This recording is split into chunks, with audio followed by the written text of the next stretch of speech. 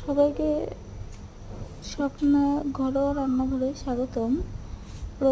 আমি আজকে তৈরি করছি আমের টক।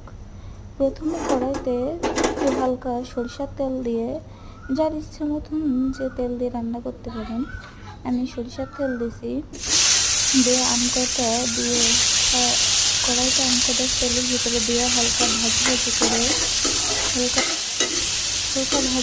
করে তাকে একটু বেশ 30 সেকেন্ডের মতন ভাজি করে এতে একটু লবণ আর একটু হলুদ অ্যাড করতে হবে।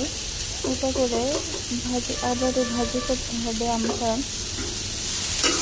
গ্যাসের চুলোটা লো থাকবে।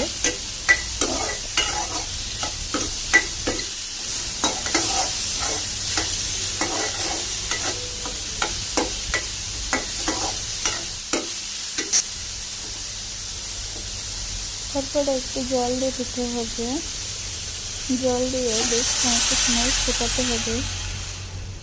ওটায় আমটা গলা গলা ভাব আসলে ওর ভিতরে একটু চিনি অ্যাড করতে হবে, লবণ এবং চিনি অ্যাড করতে হবে।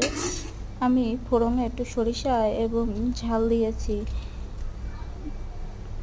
এবারে একটু বেশ ঘন বা পাতলা